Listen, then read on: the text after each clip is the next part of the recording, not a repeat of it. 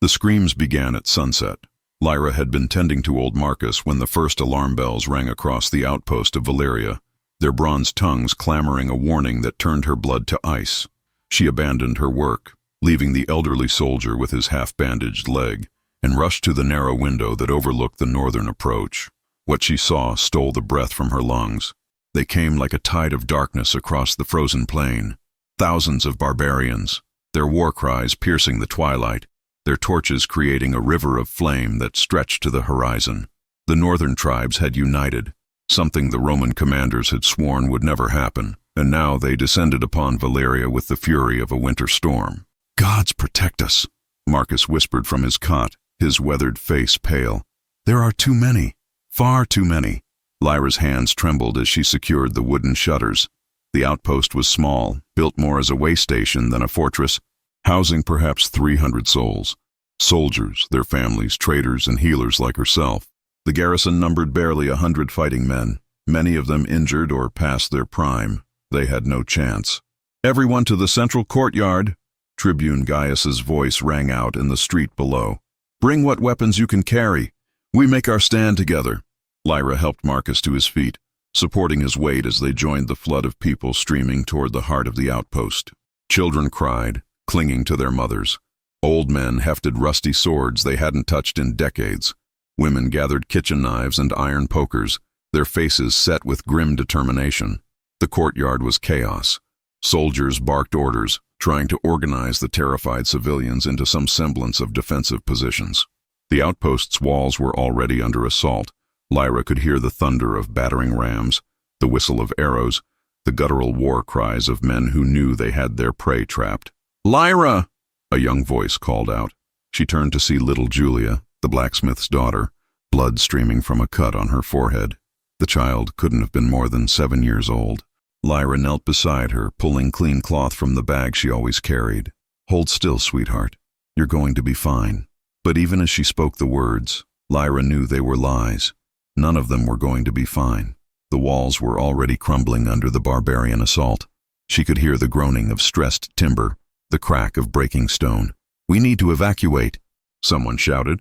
"Open the southern gate. We can still—" "The southern gate is blocked," another voice answered. "They've surrounded us completely." Panic rippled through the crowd like a living thing. People pushed and shoved. Children were separated from parents. The elderly were knocked to the ground in the crush. Tribune Gaius tried to maintain order, but his voice was lost in the rising tide of terror. Lyra finished bandaging Julia's head and sent her to her mother, then made her way to where the wounded were being gathered beneath a wooden awning. There were already dozens. Men who had been on the walls when the assault began, struck by arrows or scalded by burning oil the attackers had somehow obtained. She worked quickly, her healer's training taking over even as fear gnawed at her heart. Bandage this wound. Staunch that bleeding. Give water to the man with the arrow through his shoulder. Comfort the boy who was crying for his father, not yet understanding that his father was among the dead on the walls. An explosion shook the ground. The eastern wall, the weakest section, had been breached. Barbarian warriors poured through the gap like water through a broken dam, their axes and swords gleaming in the firelight. "Fall back," Gaius commanded. "Protect the center. For Rome! For Rome!" the soldiers answered, but their voices sounded hollow, defeated. They knew what was coming. Lyra watched the soldiers form a thin line between the civilians and the advancing barbarians. They would die, every one of them, buying perhaps minutes for those they protected.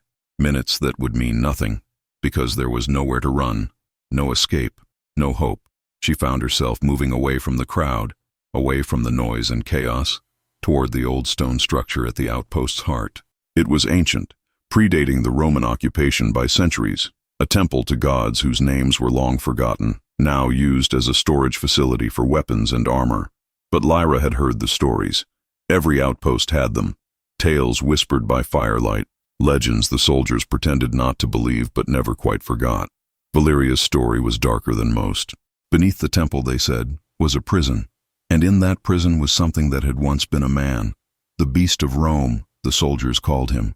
A gladiator who had won 1,000 fights, a general who had conquered unconquerable lands, a warrior so fierce that even the gods themselves had feared him.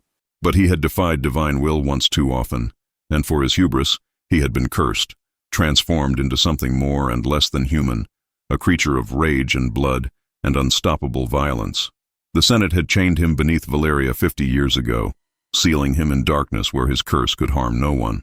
Over the decades, he had become a myth, a cautionary tale, a monster in a children's story. But Lyra had seen the chains once, when she'd ventured into the lower levels searching for medical supplies. Massive iron links, each as thick as her arm, bolted into stone that had been carved with prayers and warnings. The chains led down into darkness, into a pit so deep she couldn't see the bottom. And she had heard something down there. Not a sound exactly, but a presence, something vast and terrible and utterly patient. Now, as screams filled the night and the outpost's death throes echoed off the surrounding mountains, Lyra descended the temple steps. Her hands shook as she lit a torch from the brazier near the entrance. The flame cast dancing shadows on walls covered with ancient warnings written in languages she couldn't read. She should go back. This was madness. The legend said that the beast of Rome was death incarnate, that anyone who freed him would be the first he killed, that his curse made him hunger for human blood the way normal men hungered for bread and wine. But what choice did she have? The gods she prayed to had offered no salvation. Rome's might meant nothing here at the edge of the world. The soldiers, brave, loyal, doomed, would die defending people who would die anyway. Unless the stories were true. Unless there really was something down here, something powerful enough to turn the tide. Unless she was willing to pay whatever price such salvation demanded. Lyra reached the bottom of the stairs and found herself in a circular chamber carved from living rock. The chains she remembered were there, thicker than she'd recalled, each link inscribed with symbols that seemed to squirm in the torchlight. They disappeared into a pit at the room's center, vanishing into absolute darkness. "Please," Lyra whispered, her voice barely audible over the distant sounds of slaughter. "If you're real, if you can hear me, we need help. They're dying up there. Children, families, good people who never did anything to deserve this. Nothing, only silence and darkness, and the weight of 50 years of imprisonment. I'm begging you," Lyra said, louder now, desperation making her voice crack. "Save them. Save us. I'll give you anything. I'll do anything. Just please." Something moved in the darkness below. Lyra's torch flickered, nearly going out, and when it steadied, two eyes were staring up at her from the pit. They glowed like embers in a dying fire, neither quite human nor entirely animal, ancient, knowing, and filled with an intelligence that made her want to run. Anything. The voice that emerged from the pit was rough, as if the speaker hadn't used it in decades. It rumbled like distant thunder, like stones grinding together deep in the earth. "Do you understand what you offer, little healer? Do you comprehend the price of anything?" "I understand that everyone I know will be dead before dawn if someone doesn't help us," Lyra replied, trying to keep her voice steady. "Are you him? The beast of Rome?" A sound that might have been laughter echoed from below. "I was many things before I became the beast. A man, a general, a fool who thought he could defy the will of gods." A pause. "But yes, I am what they call the beast. And if you free me, I will save your people. What do you want in return?" "Everything," came the simple answer. "You promised me anything. I claim everything. Your service, your time, your freedom." Another pause, heavy with meaning. "Your heart, eventually, though you don't know that yet." Lyra's hands tightened on the torch. This was wrong. Every instinct screamed at her to run, to find another way, to die with her people rather than unleash whatever lurked below. But another scream cut through the night. A child's scream, high and terrible and abruptly silenced. "Do we have a pact?" the beast asked. Lyra closed her eyes, opened them, and spoke the words that would change everything. "Yes, save them and I'm yours." The chains shattered like glass. The sound of breaking chains was like thunder trapped in stone, a crack that shook the temple's foundations and sent dust cascading from the ancient ceiling. Lyra stumbled backward, her torch falling from nerveless fingers and sputtering on the damp floor.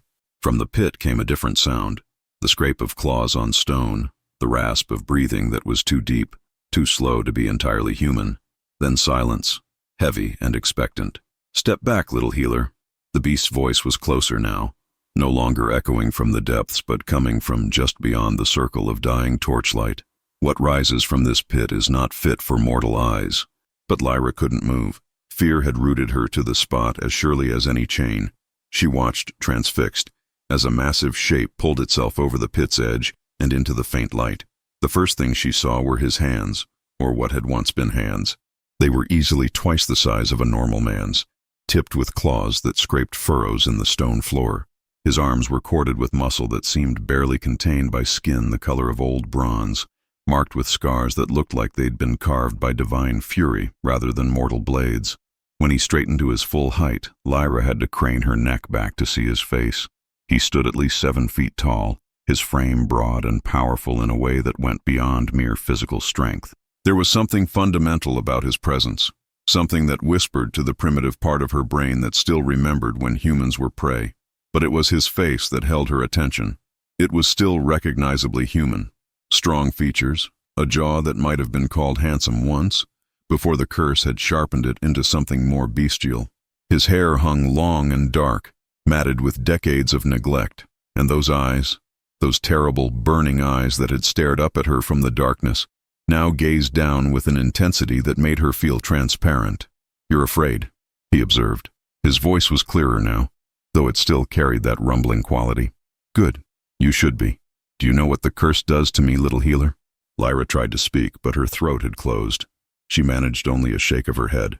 "It takes away everything that made me human," the beast continued, flexing his clawed hands. "My mercy, my compassion, my ability to see people as anything other than obstacles or prey. When the beast fully claims me, I am hunger and rage given form." He took a step closer. "And you have just set me free." "To save my people," Lyra managed, her voice barely more than a whisper. "You promised." "I did." Something that might have been approval flickered in those ember eyes. "And unlike the gods, I keep my promises. Show me these enemies you need destroyed." He moved past her toward the stairs, and Lyra caught the scent of him, earth and stone and something wild. She grabbed her fallen torch and hurried after him, nearly running to keep pace with his long strides. They emerged from the temple into hell. The outpost was burning. The barbarians had broken through the defensive line and were now among the civilians, their axes rising and falling with methodical brutality. Bodies littered the courtyard, soldiers who had died defending their charges, women who had fought with whatever weapons they could find. Tribune Gaius still fought at the center of a small knot of survivors, his sword arm moving with desperate efficiency. But he was surrounded, overwhelmed, moments from death. The beast stopped at the top of the temple steps, surveying the carnage with those burning eyes. Lyra waited beside him, her heart pounding. "Stay here," he commanded. "What comes next is not for your eyes." Then he moved. Lyra had seen gladiators fight in the arena during her time in Rome. She'd watched the Empire's finest warriors drill and spar, but nothing had prepared her for the way the beast moved. He didn't run so much as flow across the courtyard, faster than anything his size had any right to be. The first barbarian didn't even have time to register his approach before massive clawed hands closed around his throat. The beast's jaw unhinged wider than should have been possible, revealing teeth that were far too long and sharp. Lyra turned away, but she couldn't block out the sounds, the wet crunch of bone, the terrified screams of men who had thought themselves hunters suddenly realizing they'd become prey. The beast's roar, not quite human, not quite animal, but something that spoke to every species' primal understanding of death. She forced herself to look again. She had to witness what she'd unleashed. The beast tore through the barbarians like a storm given flesh. His claws carved through armor as if it were parchment. When enemies tried to surround him, he simply seized the nearest ones and used them as weapons, their bodies becoming clubs to batter down their companions. But it wasn't mindless slaughter. Even in the grip of his curse, there was terrible precision to the beast's movements. He avoided the Roman soldiers and civilians, focusing his rage entirely on the invaders.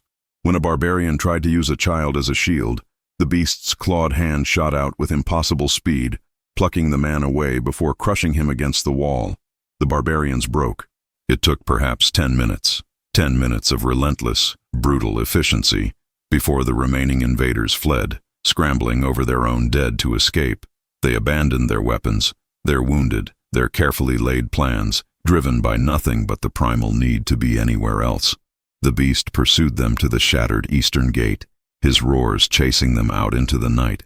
Then, as the last of them disappeared into the darkness, he stopped, stood motionless for a moment, his massive frame silhouetted against the burning buildings.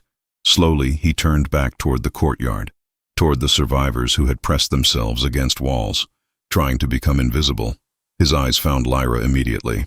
She stood alone on the temple steps, her healer's robes stained with blood, her dark hair wild around her face. She met his gaze and didn't look away, though every fiber of her being screamed at her to run. The beast walked toward her, his footsteps heavy on stone, slick with blood. The survivors parted before him, none daring to speak. When he reached the temple steps, he climbed them slowly until he stood directly before Lyra. Up close, she could see that his face was still twisted by the curse. More beast than man, his features distorted into something that belonged in nightmares. Blood covered him from head to foot. He smelled of copper and rage and something wild. "It's done," he said. "Your people live. The enemy is scattered. By morning they'll be miles away, too terrified to ever return." He leaned down until his face was level with hers. "And now, little healer, you belong to me." "What does that mean?" Lyra asked. "It means you made a pact. You promised me everything, and I claimed it." One massive, blood-slicked claw came up to touch her face with surprising gentleness. "It means you will come with me when I leave this place. It means your life is no longer your own." "Where will we go?" "To Rome." A bitter smile twisted his features. "I've been imprisoned for 50 years, chained in darkness. The Senate thought they could simply lock away what they'd made of me. But you freed me, and now I will remind them what happens when you create monsters." Tribune Gaius approached cautiously, his sword still in hand. "What are you?" "I am what Rome made me," the beast replied without looking away from Lyra. "And she has purchased your salvation with her freedom. Remember that, Tribune. Remember that this woman gave herself to a monster so that you might live." The sun was beginning to rise, painting the eastern sky in shades of copper and gold. In its growing light, Lyra could see the full extent of the slaughter. Bodies everywhere, blood pooling between cobblestones, smoke rising from burning buildings. She could also see the beast more clearly, and realized with a shock that as dawn approached, his features were slowly shifting, becoming slightly more human. The curse, she understood, wasn't constant. It waxed and waned. "I need to help the wounded," Lyra said quietly. "Before we leave, I need to tend to those who survived." The beast studied her for a long moment. Then, unexpectedly, he nodded. "You have until sunset. Heal who you can. Say your farewells. But when darkness falls, we leave for Rome." His eyes narrowed. "And remember, little healer, you made a promise. You gave me everything. From this night forward, you are mine." He turned and walked back down the steps, moving toward what remained of the outpost's stables. The crowd parted before him, fear and awe mixing on their faces. Lyra stood alone on the temple steps, watching the dawn break over Valeria, over the bodies of the dead, and the faces of the living who owed their survival to the monster she'd freed. She had saved them. She had kept them alive. But the price, the true price, was only beginning to reveal itself. The journey to Rome took 7 days. They traveled in silence for the most part, keeping to the old military roads that cut through the wilderness like scars across the land.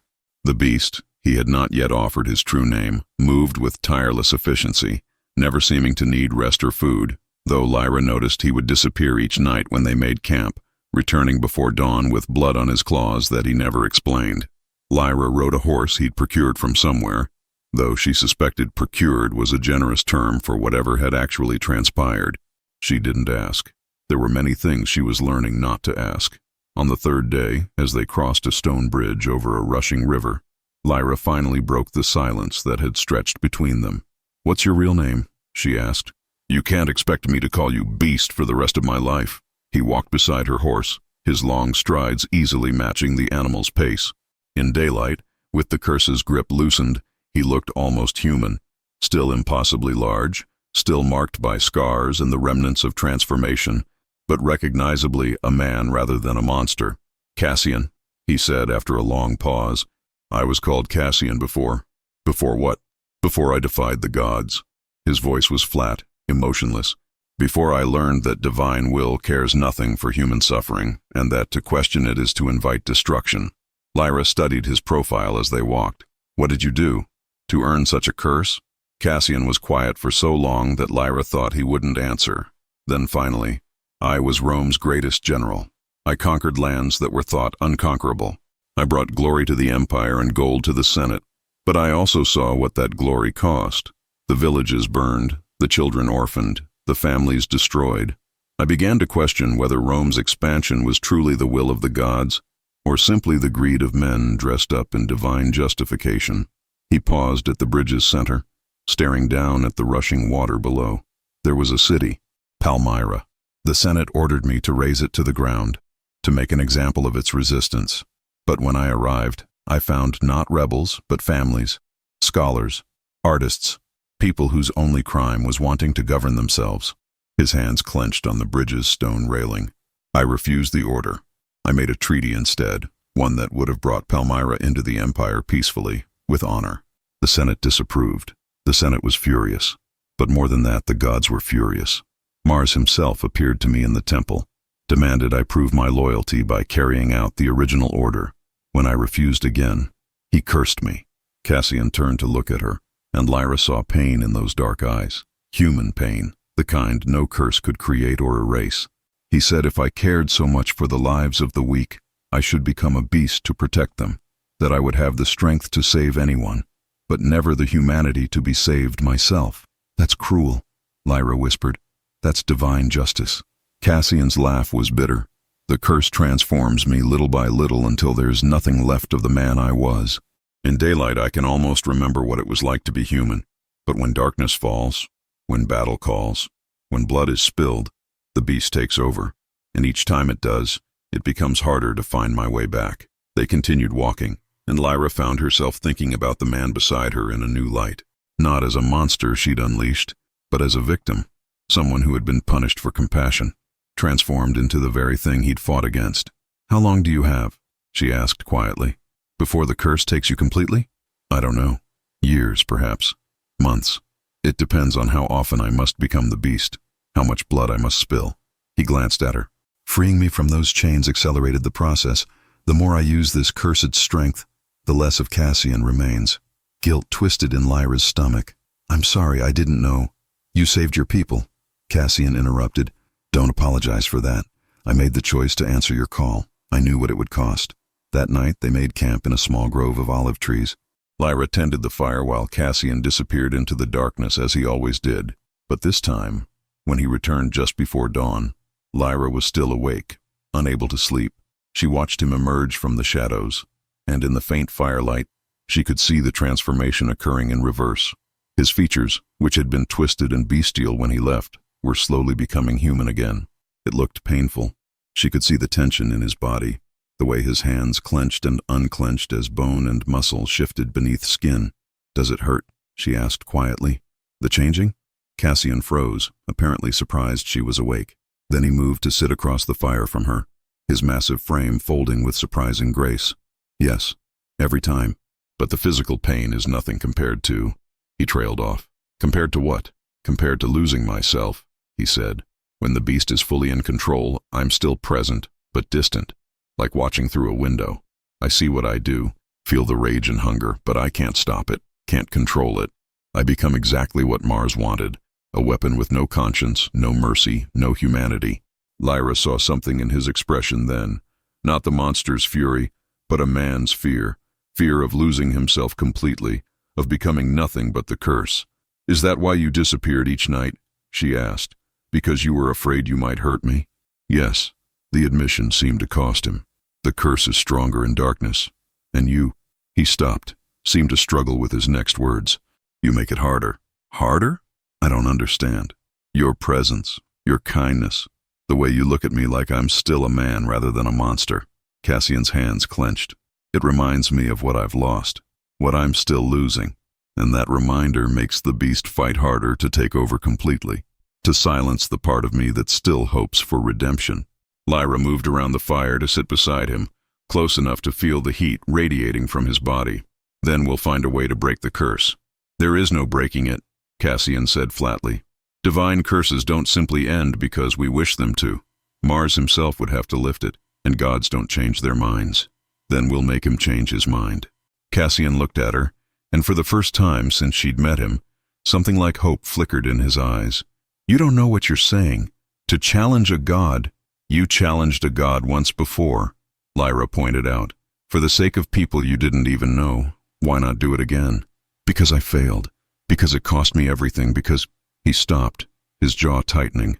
Because I'm tired, Lyra. I've been fighting this curse for 50 years.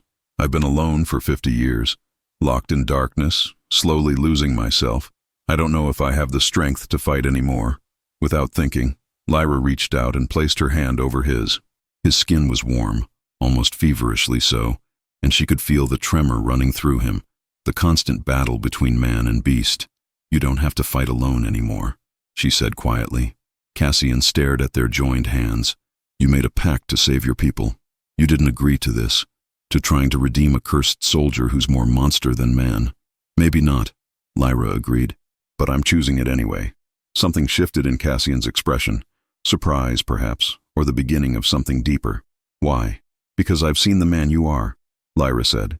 Yes, I've seen the beast too, but I've also seen how you protected the children during the battle, how you spare the innocent even when the curse demands blood, how you disappear each night to protect me from yourself. She squeezed his hand gently. That's not a monster, Cassian. That's a man fighting to hold on to his humanity, and I think that's worth saving. You barely know me. Then let me know you, Lyra said. We have the journey to Rome. We have however much time the gods allow. Let me see the man behind the beast. Cassian looked at her for a long moment, and Lyra could see the war raging behind his eyes. Finally, he spoke, his voice rough with emotion he clearly wasn't accustomed to showing. If I lose myself completely, if the beast takes over entirely, you must promise me something. What? Promise me you'll run, that you won't try to reach the man I was, that you'll save yourself. His grip tightened on her hand.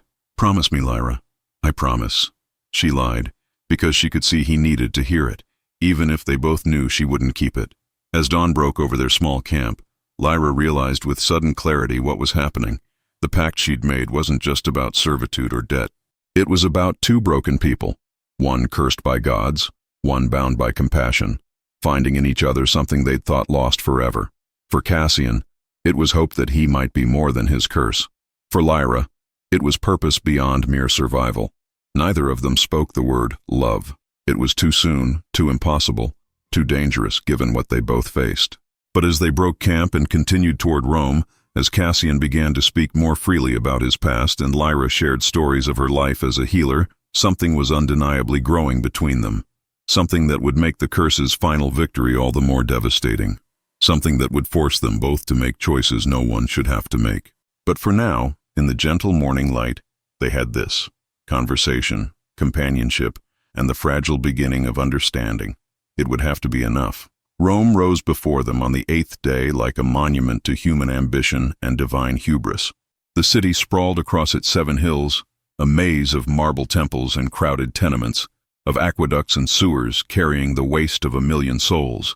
The Colosseum dominated the skyline, its massive arches a testament to both engineering brilliance and spectacular cruelty. We'll enter after dark, Cassian said as they made camp outside the city walls. There are those who would recognize me, even changed as I am, and the Senate will not be pleased to learn I'm free. What will you do? Lyra asked. Seek revenge? Revenge is a luxury for men who have time, Cassian replied, staring at the distant city. And time is the one thing I lack. Over the past week, Lyra had watched the curse's progression with a healer's trained eye. Each night, the transformation came faster. Each morning, Cassian took longer to fully return to himself. The man was losing ground to the beast. Then why come to Rome at all? Lyra asked. Cassian turned to look at her. Because there's something here I need. Someone who might be able to help me hold on a little longer. That night, they entered Rome through the Porta Capena, joining travelers and merchants who passed through even after sunset. Cassian kept his hood drawn low, but Lyra still felt the stares that followed them, this massive cloaked figure and the young woman at his side. Cassian led her through streets she didn't recognize, into older parts of the city where buildings leaned against each other and narrow alleys reeked of desperation. Finally, they stopped before a small ancient temple, its dedicatory inscription weathered away to illegibility. This is where it happened, he said quietly, where Mars appeared to me, where he offered me a choice. Obey and remain human, or defy and become a monster. His voice cracked. I chose defiance. I thought I was choosing honor. You were, Lyra said firmly. Was I? Cassian looked at her, anguish in his face. How many people suffered because I refused that order? And for what? So I could become exactly what Mars wanted. A beast that kills without question. You're not that, Lyra insisted. You still question. You still feel. You still fight to hold on to your humanity. For how much longer? Cassian's voice rose. How much longer before there's nothing left? Before I look at you and see only... He stopped, horror flooding his features. Before I look at you and see only prey. The admission hung between them, terrible and true. This was what Cassian feared most. Not death, but losing himself so completely that he would harm the one person who had shown him kindness. Then we'll find a way to stop it, Lyra said, moving closer. We'll find a way to break the curse. There is no breaking it. Mars himself would have to. Then we'll make him lift it. You can't make a god do anything. Cassian's voice was desperate. They don't negotiate. They don't compromise. They certainly don't show mercy to those who defy them. Then what? Lyra demanded.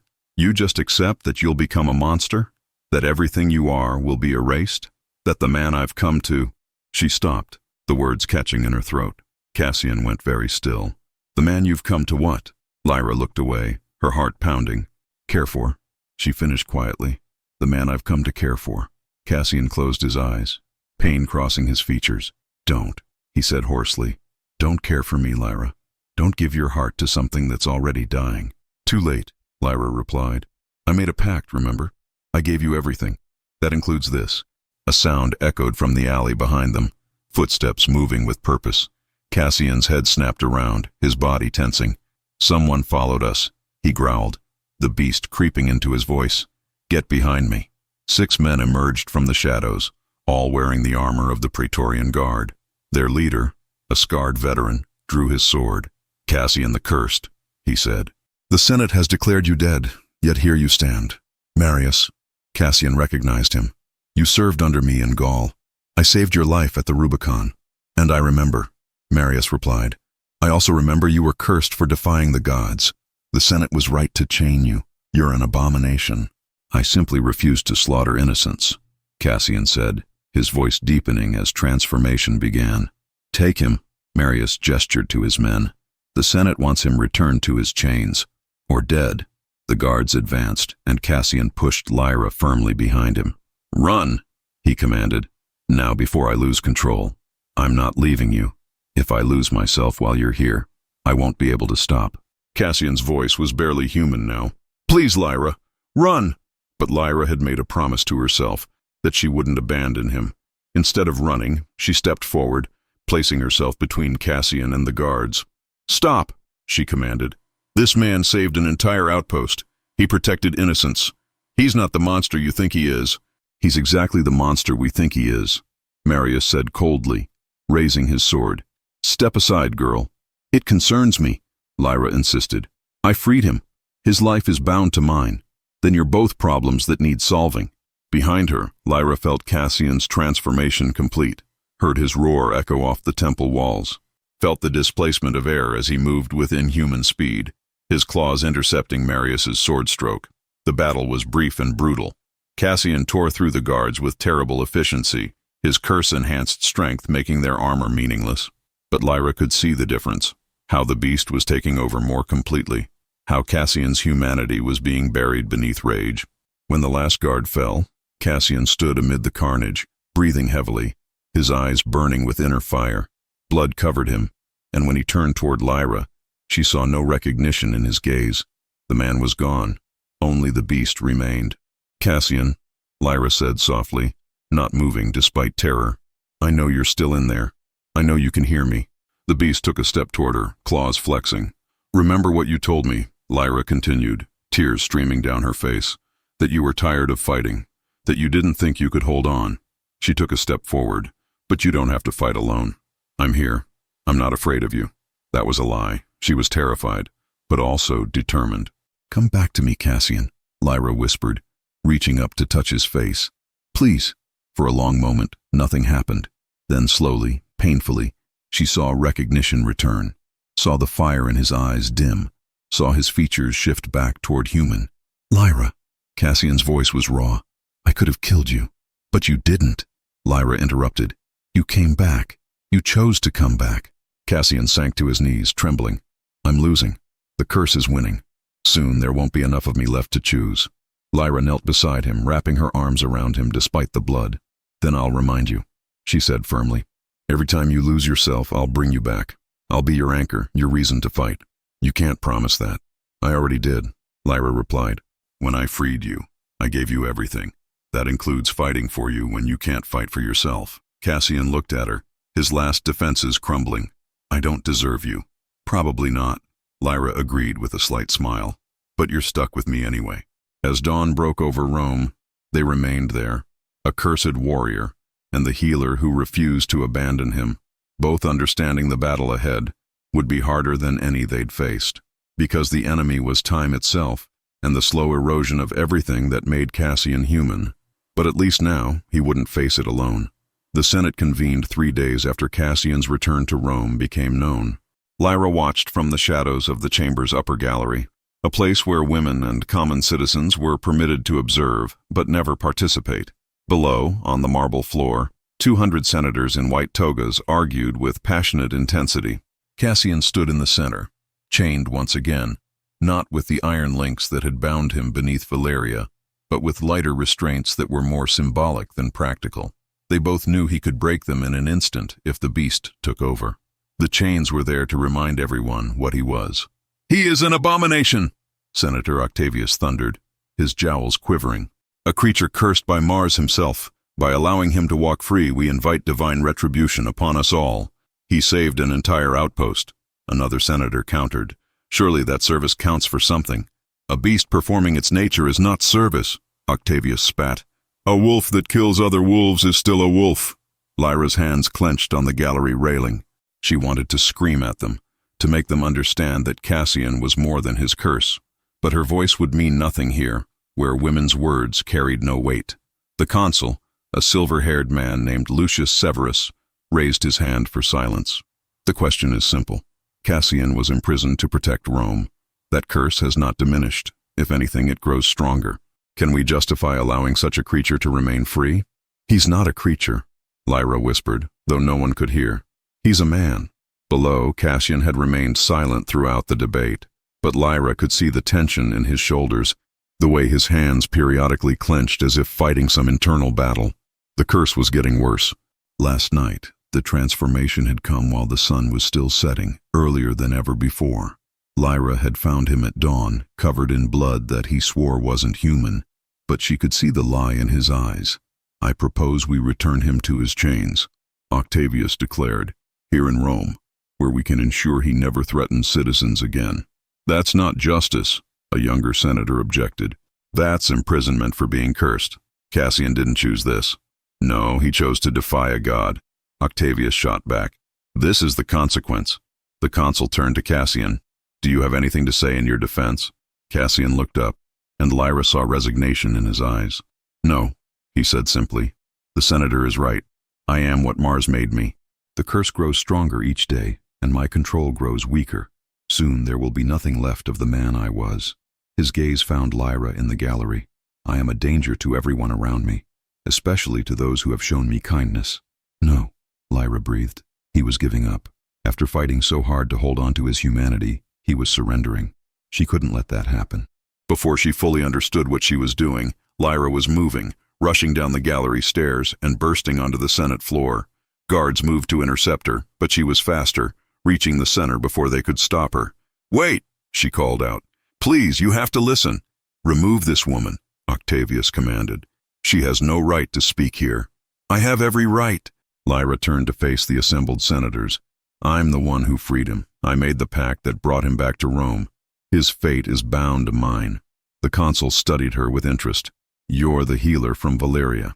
Yes, and I'm telling you, this man is not the monster you think he is. Yes, he's cursed.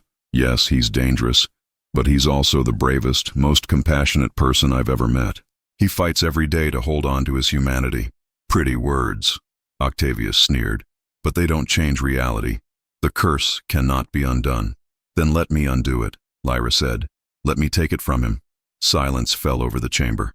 Cassian's head snapped up, horror in his eyes. What are you saying? The consul asked. The curse was punishment for defying Mars. But curses can be transferred, can't they? If someone willingly accepts the burden. No, Cassian's voice cut through the chamber. Absolutely not. Lyra, you don't know what you're saying. I know exactly what I'm saying. Lyra turned to face him.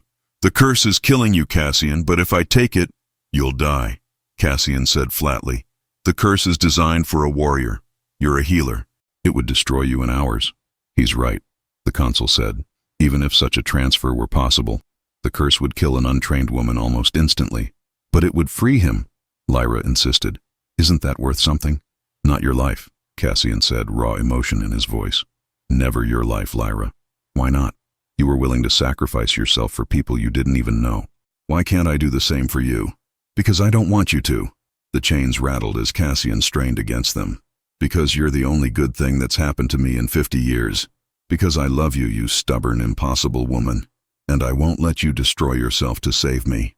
The admission rang through the chamber. Senators shifted uncomfortably, and Lyra felt tears spring to her eyes. Then you understand, she said softly. You understand why I have to do this. There may be another way. A new voice spoke from the entrance. An elderly woman entered, leaning on a gnarled staff, her blind eyes somehow seeing everything.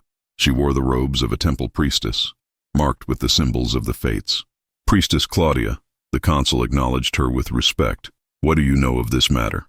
I know that divine curses exist in balance, Claudia said, making her way to the center. Mars cursed this man for choosing compassion over obedience.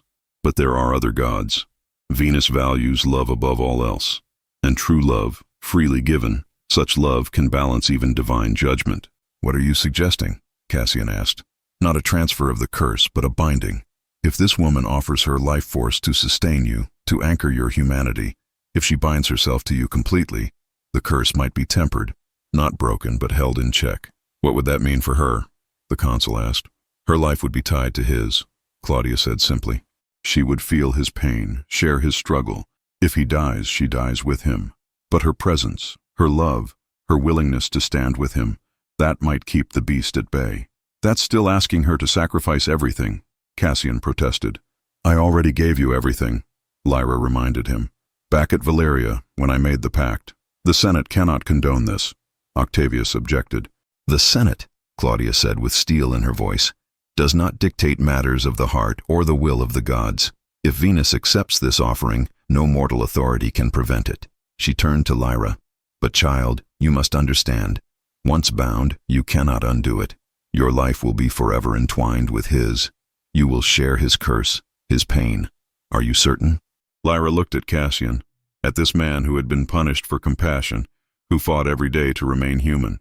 She thought of their conversations, the way he protected her, the desperate relief in his eyes each morning when he returned to himself. She thought of how she'd come to love him, not despite his curse, but because of how he fought it. I'm certain, Lyra said. Lyra, please, Cassian's voice broke. Don't do this. Let them chain me.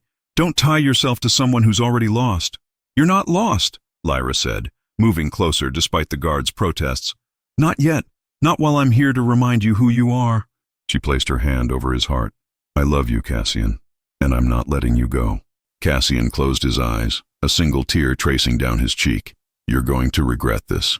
Probably, Lyra agreed with a trembling smile, but I'd regret losing you more. Claudia raised her staff. Then let it be done. Before the Senate, before the gods, before all of Rome, I perform the binding. 2 souls joined against darkness, 2 lives, shared in love and struggle. May Venus witness this union. The staff struck the marble floor 3 times, each blow echoing like thunder, and Lyra felt something shift inside her chest, a connection forming, a thread linking her to Cassian. She gasped as the curse's presence washed over her, not consuming her, but touching her, letting her feel the constant battle Cassian fought. The rage, the hunger, the beast clawing at his control. But there was also strength now, her strength flowing into him, her love, her determination, her absolute refusal to let him fall. Cassian's eyes opened, wonder in them. I can feel you, he whispered. In my mind, my heart. You're holding the beast back. Together, Lyra corrected. We're holding it back together. The consul watched with something like respect. It seems the gods have made their judgment. Cassian, you are free, but bound. The woman Lyra is your anchor, your salvation, and your responsibility. As the Senate dissolved into debate, Cassian gathered Lyra into his arms, holding her as if she were the most precious thing in existence. You saved me, he whispered. Again, we saved each other, Lyra replied, "and we'll keep doing it, for as long as we both shall live." They simply held each other in the center of the Senate chamber, two broken souls who had found completeness in their brokenness. And outside, thunder rumbled, though whether it was Mars's anger or Venus's approval, no one could say. 3 years passed. 3 years in which Rome learned to accept the cursed general and his healer, though acceptance came reluctantly and never without whispers. 3 years in which Cassian and Lyra built a life on the edges of society, not quite outcasts, but never truly belonging. They lived in a small house beyond the city walls, close enough to reach Rome within an hour, far enough to give Cassian space when the curse grew strong. Lyra had converted part of their home into a healing sanctuary, where the poor and desperate came seeking her skills. She never turned anyone away. Cassian had become something unexpected, a protector of the forgotten.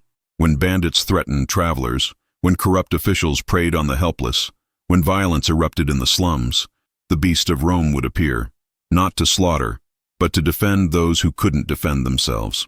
The binding Claudia had performed held. Lyra's presence, her love, her unwavering faith, these things kept the curse in check. The transformation still came, especially during the full moon, but Cassian no longer lost himself completely. Lyra's consciousness, intertwined with his own, served as an anchor in the darkness. But every anchor has its limits. On the night everything changed, Lyra woke to find Cassian's side of the bed empty. She found him in their small courtyard, staring up at the full moon with an expression of terrible desperation. "Cassian?" She approached cautiously. "Don't come closer," he said, his voice already roughening. "Please, Lyra. Tonight the pull is stronger than it's ever been. I can feel it trying to tear me away from you, from myself." Lyra ignored his warning and moved to stand beside him, taking his hand. Through their bond, she felt what he felt, the curse surging like a tide, Mars's divine anger pressing down, demanding submission. "We've faced worse," she said, though her voice trembled. "Will we?" Cassian turned to look at her, his eyes already holding that ember glow. "Every full moon it gets harder. And you're exhausted, Lyra. Holding me together is draining your life force. I can feel it." "I'm fine," Lyra lied. "You're dying," Cassian said flatly. "Slowly, but dying nonetheless. The binding was never meant to last forever." He pulled his hand from hers, backing away. "There's a way to end this, to free you." Cold fear flooded through Lyra. "What are you talking about?" "If I die, the curse dies with me." "No!" Lyra cut him off sharply. "We're bound. If you die, I die. That was the price." "Love isn't enough." Cassian's roar echoed off the walls, and Lyra saw his form beginning to shift. "Don't you understand? Mars designed this curse to destroy everything I care about, and the thing I care about most is you. Every day I exist, I'm killing you." "Then we find another way," Lyra insisted. "We petition Venus again. He stopped mid-sentence, his body convulsing. The transformation was accelerating, the full moon's power too strong to resist. Lyra felt it through their bond, the beast rising, consuming, overwhelming. "Go!" Cassian gasped. "Run, Lyra. I don't know if I can hold on tonight." But Lyra had never run from him. Instead, she stepped forward and wrapped her arms around him, holding tight even as his body changed. "I'm not going anywhere," she said firmly. "We face this together." Through their connection, she poured everything she had into him. Her love, her strength, her absolute refusal to let the beast win. She felt the curse recoil slightly, felt Cassian's consciousness surge back. But she also felt something else, a presence, vast and terrible, turning its attention toward them. Mars himself. The god had noticed their defiance, their continued resistance to his divine judgment, and he was not pleased. The temperature plummeted, frost formed on the stones, and a voice spoke, not in words, but directly into their minds, crushing and absolute. "Enough." Cassian collapsed to his knees, dragging Lyra down with him. Through the bond, she felt Mars's power pressing down, demanding submission. "You persist in defying me, mortal." Mars's voice rumbled. "You cling to your humanity through this woman, thinking love can overcome divine will. But I tire of your resistance." "Then lift the curse," Lyra gasped. "If you're tired of watching him struggle, end it. Let him be free." "Free?" Mars's laughter was like an avalanche. "He chose to defy me. The curse is his punishment, and it will run its course." The pressure increased. Cassian screamed, his body convulsing. The beast was being forced into full manifestation, and this time Lyra could feel through their bond that there would be no coming back. "No," Lyra whispered. Then, louder, "No, I won't let you take him. You have no power here, mortal girl." "Then take me instead," Lyra said. "The curse, the punishment. Transfer it to me. Let me bear it. Let Cassian go free." "You would take his place?" Mars sounded almost amused. "You would accept transformation into a beast? You would sacrifice your humanity for him?" "Yes," Lyra said without hesitation. "He's suffered enough. If someone must bear this curse, let it be me. I choose it freely." For a long moment, silence reigned. Then, unexpectedly, a new presence made itself felt, warmer, softer, but no less powerful. Venus materialized in a shimmer of golden light. "Brother," she addressed Mars, "this mortal offers a sacrifice rarely seen. True, selfless love. Such love cannot be ignored." "What are you suggesting, sister?" Mars's voice carried warning. "That perhaps your point has been made," Venus replied. "Cassian has been punished, and this woman has proven that love can endure even divine wrath.